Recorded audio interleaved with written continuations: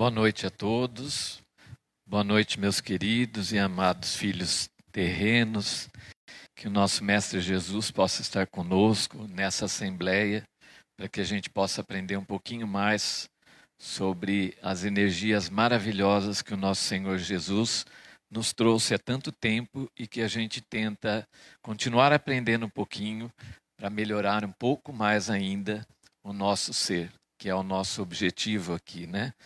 Então, que tantos companheiros que estão em casa assistindo pelo Facebook ou mesmo YouTube possam receber todas as nossas vibrações de paz, de amor, de carinho nos corações e que vocês, desencarnados que fazem parte dessa assembleia, possam também receber a luz divina no coração de vocês. Eu vou ler como parte de uma oração inicial agora, uma mensagem que acabou de sair do forno, né? Para todos nós, para os que estão em casa e para aqueles que estão aqui presentes em espírito, né? Então, que Jesus, o nosso mestre de amor e bondade, possa reunir nesse instante os corações amados dos seus filhos e diante de todas as aparentes diferenças, não possamos mais nos importunar com as opiniões diversas e nem mesmo com o descontentamento da alma. Reflitamos sobre o nosso verdadeiro valor nesta escola bendita, e a missão que cada um de nós nos compete realizar. Abram os braços do coração, centro dos sentimentos, e se conectem com a luz, pois que esta faz parte de vocês mesmos e está pronta a partilhar e expandir até chegar a todos os corpos sutis e assim harmonizar de luz e amor as energias que farão as trocas para o bem-estar de todos. Sejamos todos um, encarnados e desencarnados, na ânsia de concretizarmos o amor do Cristo em todos os corações. Que Jesus os abençoe, Bezerra. Então, que o nosso Mestre Jesus, de amor e amparo, possa envolver os nossos corações de luz, possa preparar os nossos corações para que nesse instante nós possamos estudar um pouquinho mais sobre a sua doutrina maravilhosa, possamos interiorizar essas palavras que o Evangelho de Jesus, segundo o Espiritismo, nos traz. Faz com que a gente possa refletir sobre cada uma das palavras aqui mencionadas através desse Evangelho de Jesus e possamos agradecer imensamente. Quero lembrar que ontem, né, dia 2, foi o aniversário do nosso querido Chico, né? E que nós possamos também reverenciar essa figura maravilhosa que nós, enquanto Pátria Brasil, tivemos o privilégio de termos entre nós esse ser gigantesco de luz, de amor e de bondade. Que ele possa receber toda a nossa reverência, a nossa gratidão por ter feito parte das nossas vidas. E nós vamos então partir para o nosso bate-papo de hoje. E o tópico, como vocês sabem, então, nas sextas-feiras, as nossas reuniões, elas acontecem seguindo o Evangelho segundo o Espiritismo. Então, nós vamos estudando os tópicos em sequência, né, até que termine o Evangelho e retornamos de novo. As sextas-feiras é dedicada, então, ao estudo do Evangelho segundo o Espiritismo. E o tópico que me coube hoje é esse aqui. Do capítulo 8, né? Os itens 20 e 21, é o finalzinho do capítulo 8. Bem-aventurado os que têm olhos fechados, o Evangelho segundo o Espiritismo, e o tópico todo chama Bem-aventurado os puros de coração. Então, quando a gente ouve, né, esse tópico, à primeira vista, bem-aventurados que têm olhos fechados, a gente fica se indagando, o que será que quer dizer isso, esse olhos fechados, né? Será que é aquele que não consegue enxergar nada? O que isso pode trazer para a gente de uma mensagem positiva ou de algo que traga um despertamento para a gente, um despertamento para a nossa alma? Somos todos peregrinos, né? Caminhando por essa terra de Jesus, por essa terra bendita, e estamos à procura de alguma coisa que acalente a nossa alma e que faça com que a gente entenda um pouco mais sobre tudo aquilo que está dentro do nosso interior e como nós podemos trabalhar isso. Como é que nós podemos evoluir dentro de todo esse processo? E aí, esse capítulo vem falar para a gente sobre a bem-aventurança daqueles que têm os olhos fechados. Então, nós vamos estudar um pouquinho sobre isso. No tópico 20, que é o penúltimo tópico, então, desse capítulo, né? O Evangelho coloca para a gente: meus bons amigos, por que me chamastes? Para que eu imponha as mãos sobre essa pobre sofredora que está aqui e a cure? Ah, que sofrimento, bom Deus! Perdeu a vista e as trevas se fizeram para ela. Pobre criança, que ore e espere. Eu não sei fazer milagres.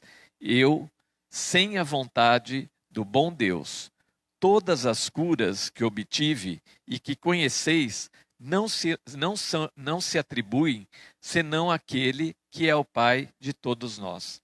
Então, olha que tópico importante. Ele coloca para a gente que numa reunião, numa assembleia, levaram para ele uma menina, né, que não enxergava. Então, ela tinha a falta da visão. E ele pergunta para aqueles que estão ali, né, por que trouxeram ela até ele? Se era para que ele impusesse as mãos e fizesse com ela que ela voltasse a enxergar. Porque Jesus, na sua passagem, na sua peregrinação na terra, estava acostumado a fazer alguns milagres, né, demonstrando toda a sua energia, toda a sua luz, todo o seu poder maravilhoso, né, derramando as suas bênçãos sobre aqueles que cruzavam o seu caminho. Então, levaram até ele essa pessoa e ele se pergunta, e pergunta para os outros também, se trouxeram ela para que ele fizesse a mesma coisa, que ele colocasse as mãos, impusesse as mãos e aquela pessoa, aquela menina, voltasse a enxergar. E olha que interessante que ele faz a pergunta e ele mesmo responde, porque na verdade ninguém saberia responder, né? As pessoas, nós enquanto pessoas e todos os espíritos, imaginam que a força do milagre é a transformação na nossa vida vinda do outro. Então, nós estamos acostumados a receber do outro para que a gente mude alguma coisa dentro de nós mesmos. E ele vem tratar exatamente sobre isso nesse tópico. O que nós precisamos mudar para que esse milagre, essa cura divina, ela se opere dentro de nós mesmos. Não é uma coisa externa, ele vem trazer isso muito vivo para nós, né? Então ele coloca, né? Que sofrimento, né, dessa pessoa, né? Perdeu a vista e as trevas se fizeram para ela, pobre criança. Enquanto ela perdeu a visão, ela enxergava então, na verdade, tudo escuro e as trevas então se fazia na vista daquela pessoa. Ela não conseguia vislumbrar a luz ou tudo aquilo que nós, enquanto temos o nosso sentido de visão, podemos observar, visualizar as cores, a natureza, o sol, né, tudo isso, né? Ela perdeu então essa visão. E olha o que ele fala, né? Parece uma coisa até assim meio rude, né? Ore, que ore e espere. Então ele fala para a menina que ela ore, para as pessoas que estão junto com ele, que ela ore e espere. Nessa nesse pequeno trechinho, já tem um ensinamento muito grande para a gente. Muitas vezes nós oramos e queremos que aquilo que a gente acredita ser o melhor aconteça o mais rápido possível dentro da nossa vida. E às vezes nós não temos paciência de esperar para que os planos de Deus se realizem dentro da nossa vida, porque nós achamos que com a nossa capacidade mental, com o nosso poder de decisão, nós temos plena consciência de tudo aquilo que a gente deseja para a nossa vida, seja aos olhos do todo, certo ou errado. Aos meus olhos está certo, vai me beneficiar, então eu quero que seja assim. Mas será que às vezes aquilo que eu quero para mim, aquilo que eu estou tentando trazer para mim, aquilo é realmente uma coisa importante para a minha vida e para a vida daqueles que estão ao meu redor? Muitas vezes, se não todas praticamente, nós somos movidos por um sentimento mais egoísta e a gente quer que dê certo do jeito que nós imaginamos, né? E não que dê certo do jeito que seja o plano de Deus. Porque de repente os planos de Deus, ele não é exatamente aquilo que a gente imagina, mas a gente projeta somente os nossos planos. E se não dá certo daquele jeito que nós planejamos, nós nos frustramos, nos sentimos frustrados. E o pior de tudo, colocamos muitas e quase todas as vezes a culpa em Deus, porque não aconteceu exatamente do jeito que nós queríamos que acontecesse.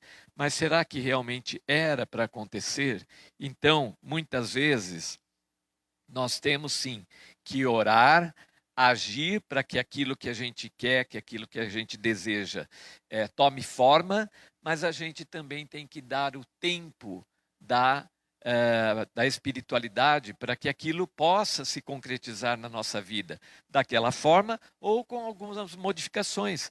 De repente, eu estou só enxergando o meu lado e aquilo que eu desejo tanto, ou eu estou orando tanto para conseguir, pode trazer um desconforto para o outro que está ao meu lado. Pode trazer para ela. Ore e aguarde, espere, vamos esperar para ver o que acontece. E aí ele continua, né? Eu não sei fazer milagres. E sem a vontade de Deus. Então ele se coloca, olha, na grandeza maravilhosa que Jesus tinha e tem, ele se coloca como um transmissor nessa passagem. Ele coloca Deus, através da força divina, pode operar milagres através de mim, utilizando a força minha, né? Ele pode operar esses milagres. Então, ele desmistifica um pouco aqui a questão dos milagres, fazendo com que a gente possa enxergar que quando Deus deseja que esses aparentes milagres aconteçam nas nossas vidas ou na vida de cada um de vocês, nós temos que estar aberto para receber esse milagre. E esse milagre, ele ocorre tanto mais quanto eu me transformo na minha vida. Então, de repente, se eu desejo alguma coisa, uma grande transformação, uma grande mudança, mas eu não faço nada para mudar aquilo, para transformar aquilo, pode ser que esse aparente milagre demore um pouco mais de tempo, porque às vezes eu não estou suficientemente maduro para receber aquela proposta divina na minha vida. Eu acho que eu estou, mas de repente eu não estou. E eu já dei exemplo para vocês da época que eu fui para a faculdade, que eu queria muito entrar numa faculdade e tal, tudo, né? E naquela época, acabei, assim, brigando com Deus, né? E coloquei para ele, se você é meu pai, me mostra isso, eu tenho que entrar aqui. E entrei, e fui e voltei. Não consegui ficar. Então, Deus mostrou para mim assim: eu te dou a bandeja, você vai saber carregar a bandeja? Às vezes, não é a hora, não é o local, mas a nossa pequenez em termos de consciência enxerga muito limitado. Quando nós colocamos a nossa vida a serviço de Deus, nós colocamos a nossa vida a serviço de um bem maior, nós nos deixamos conduzir por esse bem maior. E aí as coisas acontecem naturalmente da forma que tem que ser. E eu participo disso, né? Todas as curas, ele diz, que eu obtive, ó, e que conheceis, não são atribuídas a mim mesmo, né? Mas são atribuídas ao Pai maior. Então, as curas divinas que Jesus passou pela terra e distribuiu essas curas, ele atribui a Deus. num ensinamento de uma humildade maravilhosa. Ele poderia, com todo o poder que ele tinha, falar: não, eu que opero realmente os milagres, eu quero todos os méritos para mim, né? Deixar que o orgulho tomasse conta dele, né? E trouxesse tudo aquilo para ele, as reverências, os agradecimentos, né? Mas ele mostra para a gente ao contrário. Ele mostra que ele é só um canal condutor, que o operador e aquele que faz realmente acontecer os milagres na vida de pessoas é o Pai maior, é Deus, e que ele é apenas um condutor. Então nós, enquanto pessoas ainda aqui nessa escola terrena, enquanto espíritos desencarnados e aprendendo, né, temos que ter essa consciência que nós podemos nos conectar à luz divina e trazer essa energia terra, de modo a beneficiar a vida das pessoas, através de uma oração, de uma vibração, de um amor, de levar um carinho, de levar um alimento para aqueles que têm necessidade. É a vida de Deus que está atuando na nossa vida para que a gente seja apenas um condutor. Cristo nos ensina isso nesse pequeno trecho de uma forma maravilhosa, magnífica, né?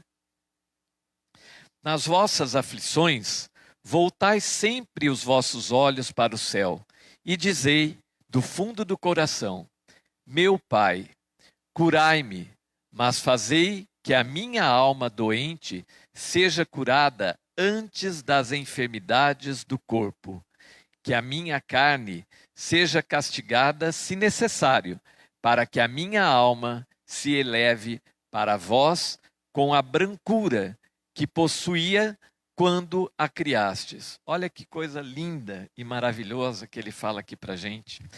Ele trata nós como seres em alma, não como seres carnais, mas ele olha a essência que está por trás do nosso corpo físico.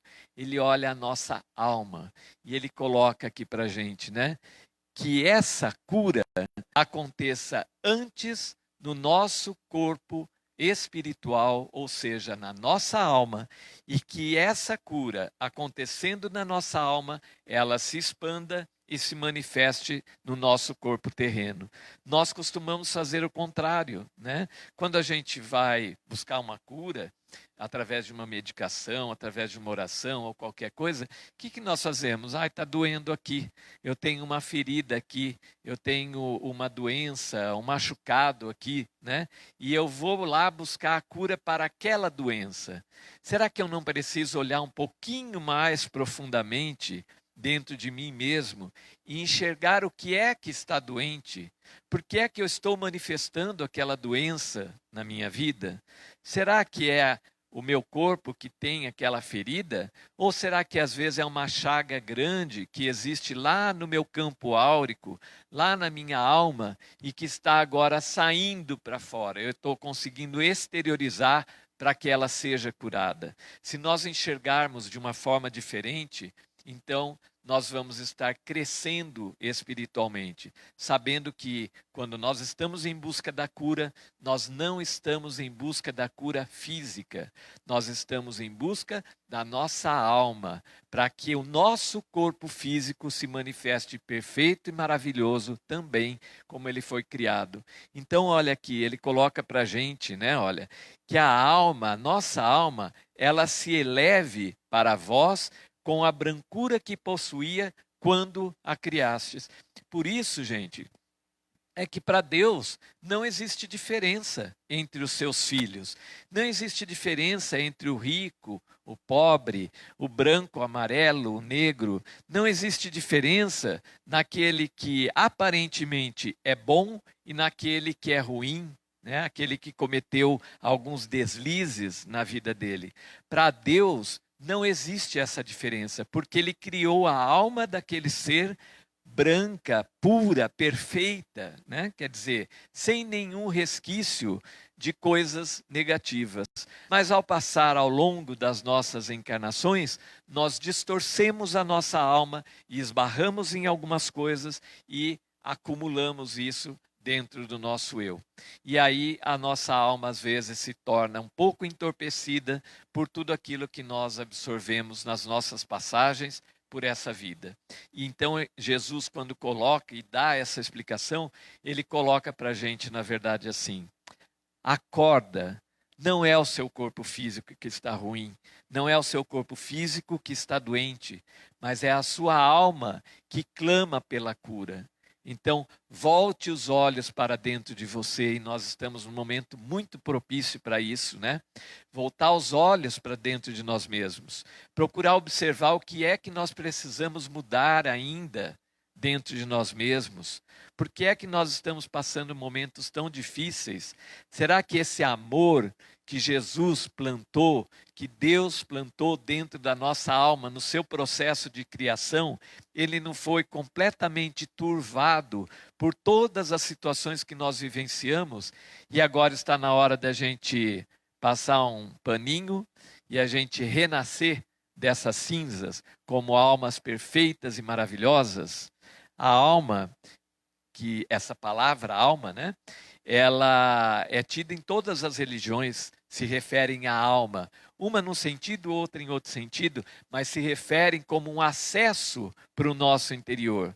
E aí nós tivemos uma pessoa maravilhosa nos nossos dias de hoje, né? Já falei dele uma vez, o professor Sérgio Secato, que descobre que a palavra alma é um código de acesso quântico para que a gente possa trabalhar muitas coisas na nossa vida, nos nossos sentimentos.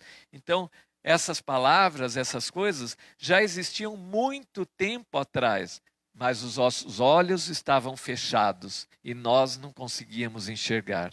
Hoje a gente consegue vislumbrar alguma coisa diferente. Então está na hora da gente realmente tirar a trave dos nossos olhos, abrir os olhos da nossa mente e nos interiorizarmos, nos unirmos à força universal e fazer com que essa força universal realmente tome conta da nossa vida, que nós possamos viver por Deus, que nós possamos não mais viver por nós mesmos aqui nessa escola, mas que a gente possa viver pelo nosso Pai maior, pelo nosso Criador, por Deus, cada um dentro de si. Após essa prece, meus bons amigos, que o bom Deus sempre ouvirá, a força e a coragem vos serão dadas, e talvez também a cura, que temerosamente pedistes como recompensa da vossa abnegação. Olha que interessante, né? Ele coloca para a gente, quando a gente orar com sinceridade, tendo esse objetivo de aclarar a nossa alma, levantar a nossa alma como um ser independente, ligado ao nosso Pai maior, ao nosso Deus, dessa forma, Deus ouvirá as nossas preces e a força e a coragem vão fazer com que a gente possa se transformar. E ele fala assim, olha, também a cura que temerosamente pedistes como recompensa da vossa abnegação. E olha como Jesus era maravilhoso, né? Até na forma de falar, né? Ele falava para a gente de uma forma carinhosa, né? Ele coloca para a gente que temerosamente a gente pode ganhar aquilo em recompensa por nós acharmos que nós somos abnegados, né? Ele não mostra para a gente que não, gente, né? Vocês realmente precisam mudar, né? Mas ele dá a chance de nós atuarmos com o nosso livre-arbítrio. Eu mostro o caminho, mas aqueles que quiserem seguir, sigam. Aqueles que não estão preparados para seguir, tentem mais uma vez, tentem de novo. Um dia nós vamos sentir esse ímpeto dentro de nós mesmos e vamos querer realmente largar tudo para trás e seguirmos em direção à luz, só tendo em mente o nosso despertar espiritual, a ação da nossa alma renovadora, né? Trazer essa alma maravilhosa, como ela foi criada, pura e límpida, que ela possa retornar ao Pai, pura e límpida também.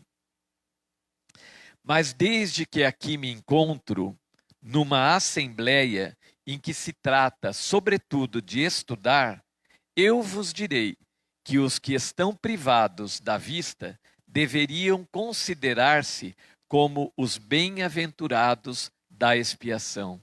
Olha, por que será que Jesus fala isso, né? Ele fala, já que nós estamos aqui numa assembleia, né, de estudos, nós temos que estudar isso e entender, né, que aqueles que são privados da vista, ou seja, aqueles que têm fechado os olhos, que não estão enxergando, ele coloca para a gente que deveriam se considerar bem-aventurados nesta prova, nesta expiação. Por que será que Jesus coloca isso para a gente? Se às vezes a gente vê na rua pessoas cegas, né, caminhando, e interiormente a gente acha assim que é um sofrimento grande, né? Aquela pessoa que não consegue enxergar, aquela pessoa que tem dificuldades para se locomover, até para caminhar dentro de casa mesmo, porque tem a privação da visão. Crianças que às vezes perdem a vista ou que já nascem cegas, né? E ele coloca para a gente que esses são bem-aventurados porque são privados desta visão. Qual será o sentido que Jesus quer trazer para a gente nisso? Porque é importante a gente entender isso, porque quando a gente observar uma outra pessoa, às vezes na rua, né, que se acha privado dessa visão, nós vamos entender isso, o porquê daquela pessoa estar dessa forma. Não no sentido de julgar ninguém, mas no sentido de entender que às vezes, enxergando, não poucas vezes, às vezes assim, mesmo enxergando como nós estamos enxergando cada um de vocês aqui, nós podemos ter os nossos olhos fechados. E muitas vezes nós não nos damos conta disso. Continuamos enxergando só o externo, mas o meu eu está fechado. O meu olho está fechado, eu não consigo ver a luz que vai dentro do outro. Eu não consigo enxergar a alma que está dentro do outro, eu não consigo enxergar a vida divina que está dentro do outro. Então os meus olhos, apesar do físico estar aberto, eu não consigo enxergar nada. Simplesmente é como se fosse uma cortina fechada e eu não consigo me fazer entender enquanto um ser espiritual, né? Lembrai-vos de que o Cristo disse que era necessário arrancar o vosso olho se ele fosse mau, e que mais valia atirá-lo ao fogo que ser a causa da vossa perdição. Jesus usa aqui um sentido figurado, colocando para a gente, né? Se o seu olho for a causa de perdição, arranca o seu olho e joga ao fogo, porque aí ele deixa de ser a causa daquilo. Mas como que nós vamos entender isso? Muitas vezes nós enxergamos a vida do outro da forma que nós queremos enxergar. Então nós enxergamos no outro a mesquinhez, o rancor, a tristeza, a angústia do outro, nós enxergamos a pequenez do outro, nós só enxergamos as coisas ruins do outro. Porque lembra, nós somos perfeitos, né? Nós não temos nada disso. Nós somos perfeitos, somos felizes, alegres, contentes, prósperos. Nós somos amáveis com todas as pessoas que estão ao nosso redor. Nós somos caridosos com todos aqueles que estão ao nosso redor. Nós temos compaixão de todas aquelas pessoas que estão ao nosso redor. Nós sempre somos os melhores em sentimentos. E no outro, nós enxergamos o lado negativo. Será que realmente é dessa forma? Ou será que eu estou com os meus olhos fechados e enxergo simplesmente tudo escuro fora, porque aqui dentro está assim? Quantos existem sobre a terra que um dia maldirão nas trevas por terem visto a luz? Ó sim, como são felizes os que na expiação foram punidos pelos olhos. Seu olho não será causa de escândalo e de queda, e eles podem viver completamente a vida das almas. Podem ver mais do que vós que tendes boa visão. Olha que bonito e interessante isso. Quando que a gente pensa que uma pessoa que não enxerga, por exemplo, ele tem muito mais vantagens, vamos dizer assim, espiritualmente, do que aquele um que enxerga. Parece meio descabido a gente entender isso. E aí ele explica de uma forma muito fácil, né? Por quê? Vocês já ouviram dizer que os cegos mesmo, eles desenvolvem muito mais os outros sentidos. Então ele desenvolve um tato perfeito, né? Ele consegue perceber as coisas muito mais através do tato, o olfato, né?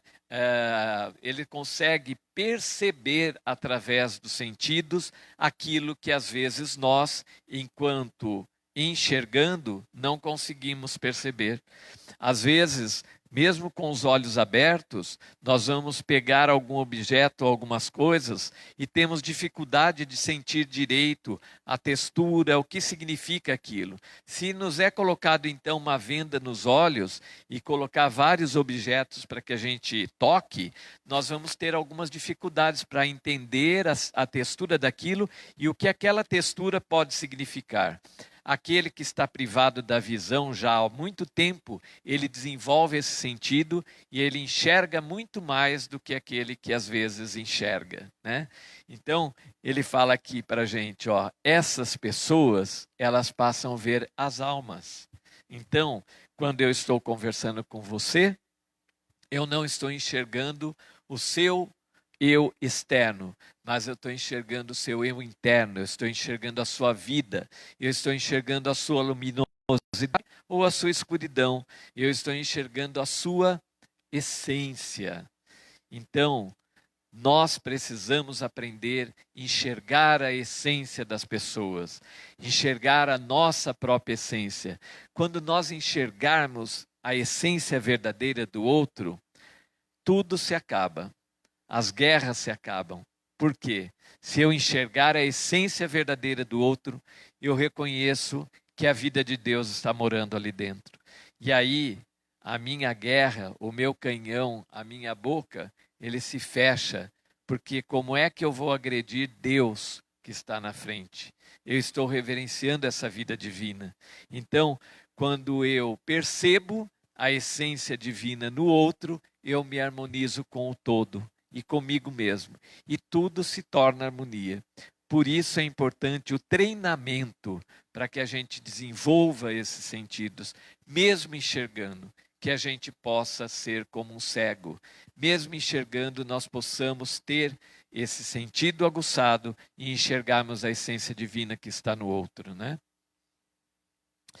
Quando Deus me permite abrir as pálpebras de algum desses pobres sofredores e devolvê-los à luz, digo a mim mesmo: alma querida, por que não conheces todas as delícias do Espírito que vive de contemplação e de amor?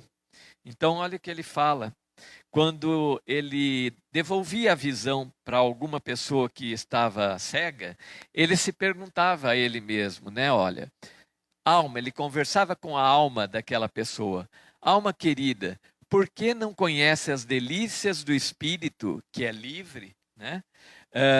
E que vive de contemplação e de amor? Aquele que vive de contemplação e de amor por tudo que está ao seu redor, ele está harmonizado com tudo. Então, para ele, tudo está perfeito. Enxergando ou não enxergando, porque na verdade ele enxerga a vida divina e não o externo, né? Então, não pediries para ver as imagens menos pura e menos suave que aquelas que podes entrever na tua cegueira.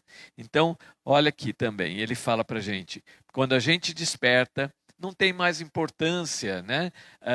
Eu enxergar o externo ou não, porque eu estou vivenciando a vida divina que está no outro e a vida divina que está em mim mesmo. Então, acordar para isso, gente, é muito importante. Tanto quando nós estamos encarnados, quando nós estamos desse lado, dos desencarnados, onde nós já deixamos o nosso corpo físico e agora estamos estagiando numa outra esfera. Estamos estagiando em escolas diferentes, onde nós não precisamos mais do corpo encarnado, mas nós também temos esse sentido da visão. Agora, de uma forma um pouco mais dilatada. Se nós treinarmos isso, nós vamos enxergar a vida divina no outro e vamos referenciar sempre o outro. Então, aquela vida divina passa a ser um auxílio para que eu mesmo possa me entender. Vamos despertar para isso e trabalhar isso dentro de nós mesmos. Ó sim, bem-aventurado o cego que quer viver com Deus. Mais feliz do que vós que estáis aqui, ele sente a felicidade, pode tocá-la, vê as almas e pode lançar-se com elas nas esferas espirituais, que nem mesmo os predestinados do vosso planeta conseguem ver. Olha aqui que ele fala. Então, às vezes, aquelas pessoas que já estão predestinadas a trazer informações importantes, espirituais, que despertem as vidas, às vezes mesmo essas pessoas não conseguem ter uma amplitude tão grande no sentido de enxergar as almas do que aquele que está privado, então, desta visão. E aí ele coloca para a gente. Então, ele pode sentir a felicidade, ele pode tocar a felicidade, ele pode tocar as almas. E assim, ele pode se lançar no mundo espiritual, porque não existe barreiras. Tudo é igual, né? Não existe a cor, não existe nada diferente. Tudo é escuro, mas ele pode enxergar a luz, a claridade, através dos seus olhos espirituais e harmonizar com isso. O olho aberto está sempre pronto a fazer a alma cair. Por quê? Esse olho aberto está sempre pronto a fazer a alma cair? Porque nós observamos muito o outro no sentido de criticar. Nós enxergamos muito mais os defeitos, nós enxergamos muito mais as coisas negativas do outro, da vida do outro, do que as coisas positivas. Então, o meu olho aponta o negativo do outro, ele mostra o negativo do outro. Por isso, ele pode agir como um condutor para que eu possa me perder aí, né? O olho fechado, pelo contrário, está sempre pronto a fazê-la subir até Deus. Aquele que está com os olhos fechados, ele anula tudo aquilo que está ao redor dele, e se ele quiser, ele se concentra no meio de toda uma multidão, somente na luz. Ele se concentra em Jesus divina. Então, enxerga as coisas positivas ao seu redor, se conectando com a luz. Crede-me, meus bons e queridos amigos, a cegueira dos olhos é quase sempre a verdadeira luz do coração, enquanto a vista é quase sempre o anjo tenebroso que conduz à morte. Olha que forte isso, né? Então, a verdadeira luz do coração, né? Ele mostra que é a cegueira. Justamente porque nós iremos enxergar somente a luz do outro. Nós não temos mais nada para enxergar. Eu não preciso julgar. Eu não preciso saber se o outro está com uma roupa branca, verde, vermelha, se está rasgada, se não está, se é nova, se é velha. Ele é uma pessoa, simplesmente uma pessoa, independente da forma com que ele esteja vestido. Mas aquele que enxerga, ele analisa tudo, né? Ele enxerga, mas aquela pessoa está lá com uma camisa mal passada, está com um vinco, um rasgo na roupa. Olha, por que aquela pessoa veio assim, né, com uma roupa rasgada? Em vez de prestar atenção, às vezes, em algumas coisas importantes, ou às vezes numa transmissão, numa aula é muito comum isso, né? Os alunos vão nas aulas e às vezes, em vez de prestar atenção na aula, presta atenção no sapato da professora, se está usando um cinto, se a calça é justa, não é, né? Em vez de prestar atenção na aula. Se fossem cegos, estariam prestando atenção somente nos ensinamentos que ela estaria transmitindo. Então é mais ou menos isso que ele quer mostrar aqui para a gente, né? E agora, algumas palavras para ti minha pobre sofredora. Então, depois que Jesus faz toda essa explanação maravilhosa sobre esse sentido de você perceber a alma divina dentro de cada um, ele vai falar um pouco com a menina, ele vai se reportar à menina. E aí ele fala, então, agora algumas palavras para ti, minha pobre sofredora. Espera e tem coragem. Se eu te dissesse, minha filha, teus olhos vão abrir-se, como ficarias alegre? E quem sabe se esta alegria não te perderia? Muitas vezes nós queremos tirar a dor do outro, nós queremos tirar a prova do outro, porque às vezes aquilo nos incomoda. Será que nos incomoda porque eu estou sentindo a dor do outro? Ou será que me incomoda porque mostra para mim que eu estou tendo muito mais com o outro e não sei agradecer aquilo que eu tenho? Cuidado, às vezes aquilo que me parece ser uma boa ação pode ser, na verdade, a manifestação do meu caráter verdadeiro. Pode ser a manifestação de um orgulho que está lá embutido. E eu quero então que o outro melhore porque aí não me agride. Já viu aquela história de uma pessoa que foi morar num condomínio maravilhoso, tá, uma casa bonita.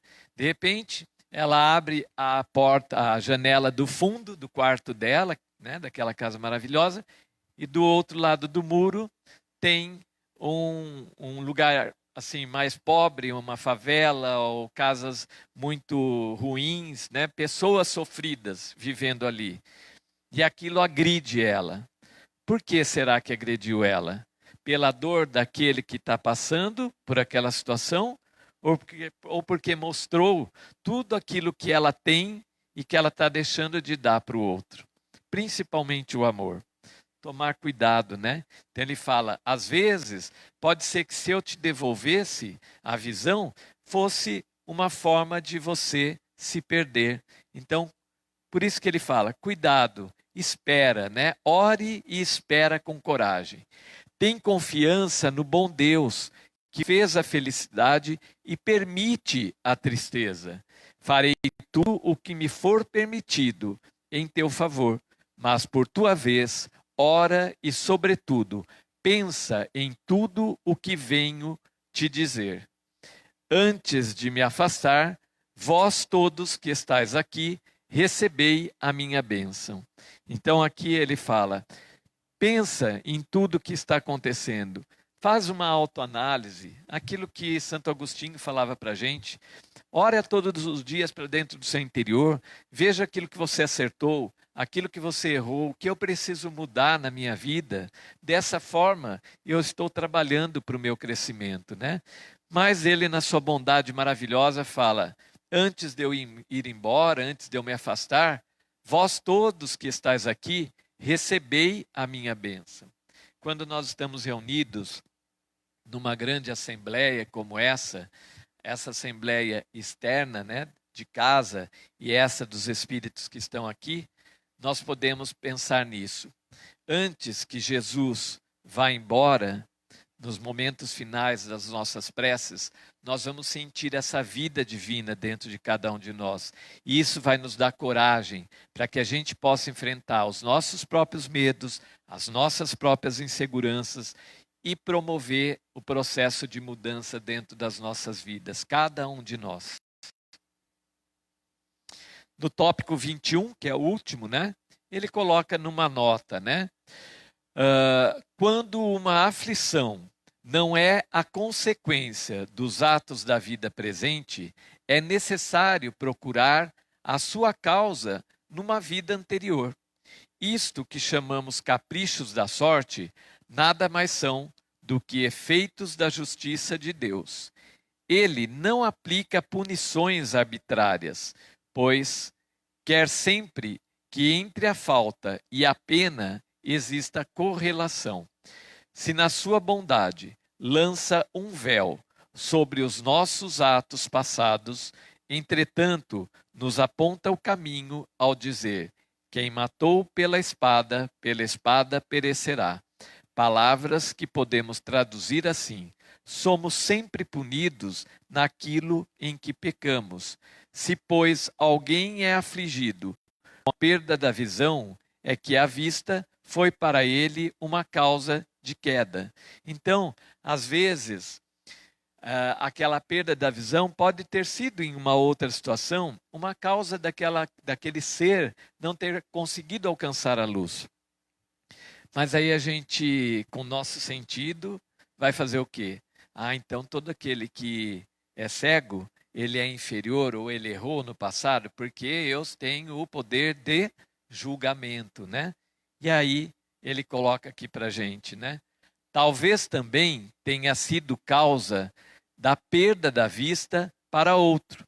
Pode alguém ter ficado cego pelo excesso de trabalho que lhe impôs, ou ainda em consequência de maus tratos, de falta de cuidados, etc. E então sofre agora a pena de talião. Ele mesmo, no seu arrependimento, olha que importante essa parte, ele mostra tudo isso para a gente. E aí ele vem e fala para a gente assim: ele mesmo, no seu arrependimento, pode ter escolhido esta expiação, aplicando a si próprio essas palavras de Jesus: se o vosso olho for motivo de escândalo, arrancai-o. Então, às vezes, aquela pessoa que nós vemos cega, aquela pessoa paralítica, aquela pessoa que tem um defeito muito grande, uma síndrome muito grande, pode ser um espírito já de uma certa envergadura, de um certo progredir espiritual, que escolhe vir daquela forma para ensinar muito mais aos outros que estão ao redor e também ser um processo de crescimento para ele. Então nós temos que ter atenção a isso, não sairmos julgando ninguém, nenhuma das pessoas, pelas suas aparências, porque pode ser que ali esteja um grande ser que está pronto para nos ensinar através do sofrimento dele. Muitas vezes, às vezes a gente pergunta, mas por que aquela pessoa está sofrendo tanto dessa forma? Porque talvez só através do sofrimento dele eu possa despertar, eu possa entender que chegou a hora de eu acordar. Então, cuidado, né, gente? E assim nós terminamos então o nosso capítulo 8, que é maravilhoso, né? E nós vamos fazer então o nosso passo coletivo, uma meditação para o nosso passo coletivo, para que a gente possa se harmonizar, possa receber bastante luz. Então vamos assim, sentar calmamente, relaxar os nossos ombros. Vamos nos entregar à luz de Jesus, para que, onde quer que a gente esteja, os espíritos desencarnados que estão aqui no nosso centro, os encarnados, e aqueles que estão em casa nos assistindo, possam receber nesse instante a luz divina nas suas vidas. Então vamos agradecer ao nosso Mestre Jesus, fazer a conexão com essa luz divina, Mestre querido. Mestre amado, Divino Espírito de luz e verdade, nesse instante, Mestre Jesus, nós entregamos a nossa alma em vossas mãos, para que a vossa divina luz possa refletir na nossa alma, Mestre Jesus, e dessa forma nós possamos ir harmonizando o nosso interior. Nos conectamos, Mestre querido, e relaxamos todo o nosso corpo. Hoje nós começamos pela nossa cabeça, relaxando os músculos da nossa cabeça. Vamos sentir a nossa cabeça relaxada, o nosso pescoço. Vamos relaxar o nosso pescoço. Vamos sentir que com a nossa cabeça e o nosso músculo do pescoço relaxado, nós teremos possibilidades de abrir a nossa mente para a espiritualidade maior, para que os nossos amigos possam atuar na nossa vida. Vamos relaxar os nossos ombros Solte os ombros, relaxe. Respirem profundamente e vamos relaxar o nosso tronco e abdômen. Respirem profundamente, levem essa respiração até o seu abdômen. Solte pela boca, imaginando que ocorre uma transformação, uma energia maravilhosa que entra, purifica o nosso interior e solta para o universo para que ele possa transformar. Relaxamos o nosso quadril, as nossas pernas. Relaxe as pernas. Vamos relaxar os nossos pés, os dedos dos nossos pés, os nossos braços e os dedos das nossas mãos. E agora, Mestre Jesus, nós vamos nos sentar numa grande roda maravilhosa de paz e luz, onde os amigos espirituais, aqueles amigos da espiritualidade divina, estarão ao nosso redor, imantando o nosso pensamento de amor, de paz e de luz. E nós vamos respirar profundamente, vamos absorver através das nossas mãos e através do nosso chakra frontal a energia divina que vem para harmonizar os nossos centros energéticos.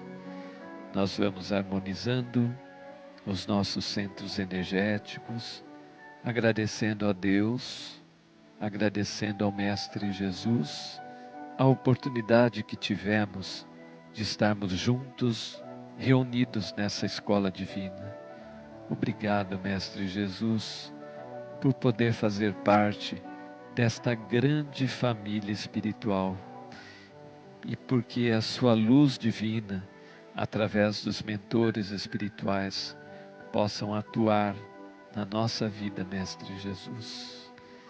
Agradecemos a toda a corrente de cura, corrente Dr. Bezerra de Menezes, André Luiz, todos os nossos mentores espirituais que trabalham nessa linha de cura, possam levar o bálsamo consolador aos nossos corações e, como nós aprendemos na noite de hoje, possam levar esse bálsamo para que a alma de cada um de nós possa ser curada nesse instante. Curamos a nossa alma, Mestre Jesus, com a vossa força bendita. E essa alma agora curativa se manifesta na nossa vida, se manifesta no nosso corpo físico, melhorando, Mestre Jesus, a nossa imunidade, para que nós possamos ser, Mestre Jesus, como escudeiros do vosso amor, que através desse amor nós possamos estar envolvidos numa carapaça de luz, Mestre Jesus, que todas as energias aparentemente negativas possam não encontrar em nós chance, Mestre Jesus, de penetrar no nosso campo áurico. Recebemos, Mestre Jesus, nesse instante, a Tua luz bendita, através dos mentores da nossa casa bendita, nos auxiliando, Mestre Jesus. Eu vos peço, Mestre Jesus, que nesse instante vós possa levar, Mestre querido, através dos nossos mentores, o amparo e o amor ao coração de todas as pessoas que estão nos seus lares, que possam sentir nesses momentos, Mestre Jesus, que acima de tudo, a tua vida, Mestre querido, está na direção do leme das nossas vidas, está guiando as nossas vidas, e nós possamos nos sentir mais fortes, mais amparados, Mestre Jesus, pelo teu amor. Pedimos, Mestre Jesus, que de forma especial o nosso amor bendito possa chegar ao coração de todos os nossos familiares, envolvendo os familiares em luz, em paz, em amor. Graças, Mestre Jesus, nós vos damos por esse dia bendito.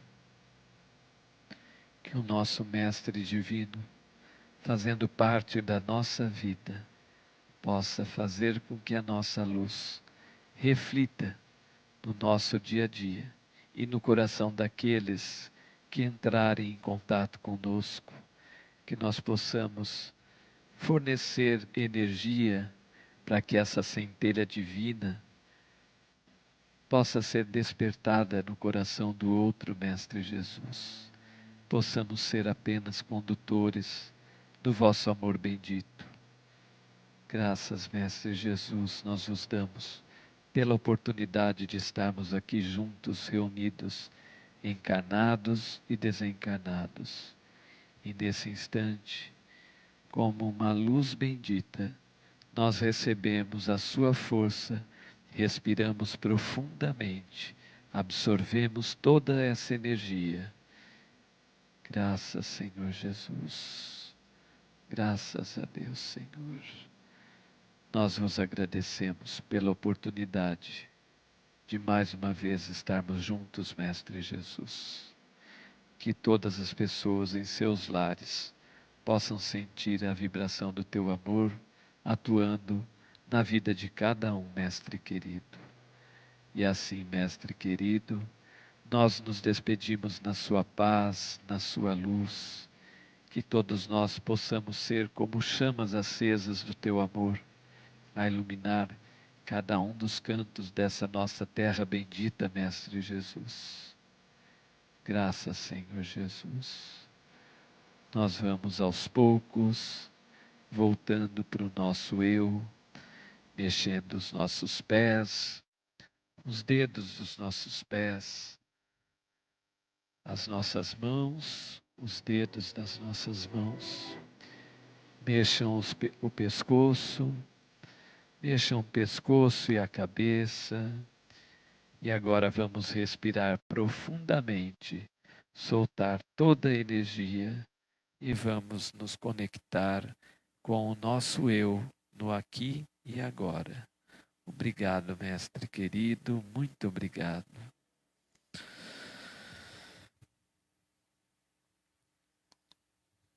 Graças a Deus. Obrigado, meus queridos, que vocês possam ter um final de semana maravilhoso, possam ter a luz do nosso Mestre Jesus atuando na vida de cada um de vocês, tanto vocês que estão em casa, quanto vocês, espíritos desencarnados que estão nessa Assembleia Bendita, possam levar dentro dos seus corações a luz do nosso Mestre Jesus. Boa noite a todos e até o nosso próximo encontro.